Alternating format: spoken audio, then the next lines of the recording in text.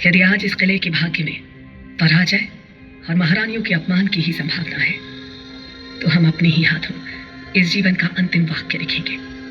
हाँ महाराज, पराजय से बेहतर मृत्यु को गले लगाना हमें मंजूर है। दासियों, जाओ, हमारे 16 श्रृंगार की तैयारी करो। सज सवर कर हम मृत्यु का आलिंगन करेंगे। जाइए महाराज, रणभूमि में जाइए। राजपूत वीरों की परंपरा के अनुसार अब हमारी भेंट स्वर्ग में ही होगी। राजपूत वीरांगनाओं, आपका साहस और शौर्य किसी भी महान राजपूत वीर से कम नहीं। और इसी के साथ अपनी आन और परंपरा के अनुसार महाराज और उनके वीर बाखुरे केसरिया बाना पहने रणभूमि में अपनी जान की बाजी लगाने के लिए चल दिए। सैनिकों, कूच करो!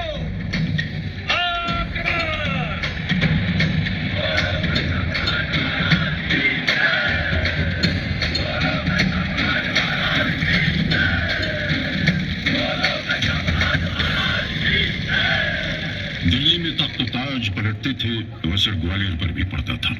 ग्वालियर किला दिल्ली की खिलजी वंश और फिर तुगलक वंश के हाथ आया। तुगलक द्वारा वीर सिंह तोमर किले का राज प्रमुख नियुक्त किया गया।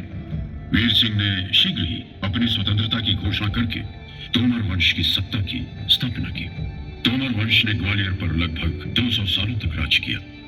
जब सन 1450 में महाराज डुगरेंद्र सिंह का राज तिलक हुआ, तोमर वंश इस राज्य क्षेत्र में महत्वपूर्ण राज शक्ति बन गया था।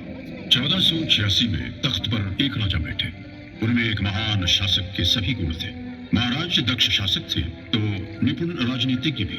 सहनशीलता और जोड़ तोड़ की नीति में उनकी मिसाल नहीं थी। महाराज कल्पनाशील भी थे और कला के परम उपासक और संरक्षक भी। ये सब तो उनमें था ही। बड़े रंगीन मिजाज और परम प्रेमी भी थे। मान सिंह था उनका नाम। उन्होंने अपने सपनों का साकार महल बनवाया और नाम रखा मान मंदिर। भाई, हिंदुस्तान में महल तो बहुत है, पर इस जैसा नायाब महल कोई नहीं। अरे ये इतना ऊंचा है कि हवा भी इसकी चोटी तक नहीं पहुंच सकती है। ये देखो, मंदिर का भीतरी हिस्सा कितने अद्भुत रंगों से सजा है। विश्वास नहीं होता। अरे इसमें ये खूबसूरत नक्काशी तो देखो, और जरा इन दीवारों पर लगे रंगों की चमक तो देखो। मेरी तमन्ना है कि मैं जमीन के अंदर बने केसर कुंड की बगल वाले ठंडे कमरे में जाकर देखूं। सुना है वहाँ रानियां सोने के खंभों पर लगी रेशम के झूले में झूलती। राजा मान सिंह तो बस हर नर नारी के दिल और दिमाग में बस गए। लोग आज भी गुजरी सुंदरी नन्नी और मान सिंह की प्रेम कहानी सुनाते हैं। एक बार जब राजा शिकार पर निकले तो उन्होंने खूंखार जंगली भैंसे से मुठभेड़ करते हुए एक लड़की को देखा। हे भगवान, ये कौन लड़की है जो देवी की तरह भाले चला रही है? कमाल हो गया। देखो देखो देखो, क्या भाला चला है। अरे वाह, क्या बात है।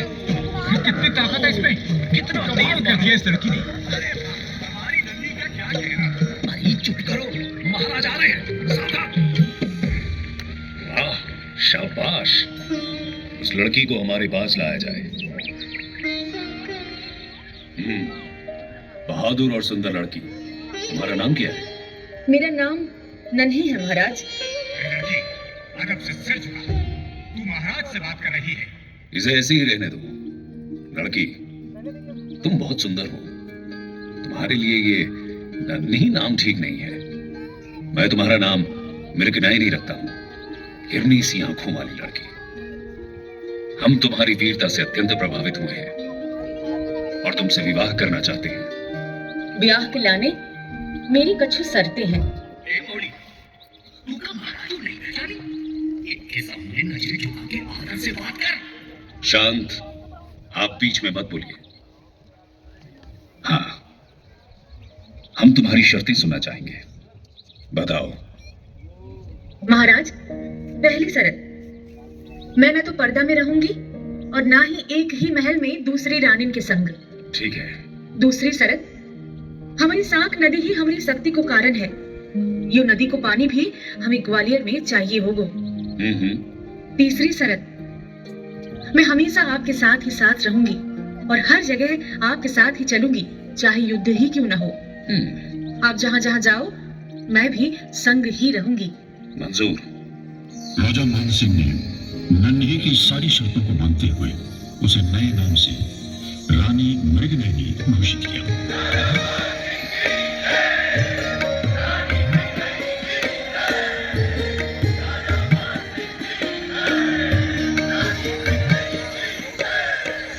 मृगनयनी ने बैजू बावरा से संगीत सीखा। दोनों संगीत के दीवाने थे। सुरों की डोरियों ने महाराज मान सिंह और सलोनी गुर्जरी को आपस में ऐसा बांधा कि बस वे बंधते ही चले गए।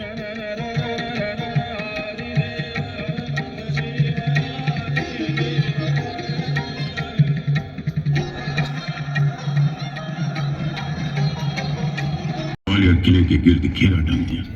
इस तरह पूरे 2 वर्ष गुजरे। 2 साल बीत गए हैं। रसद भी खत्म होने की कगार पर है। एक समय यहाँ की आबो हवा। आखिर किले के नीचे एक सुरंग को बारूद से उड़ाकर लोधी सेनाओं ने राजपूतों का सुरक्षा चक्र तोड़ दिया।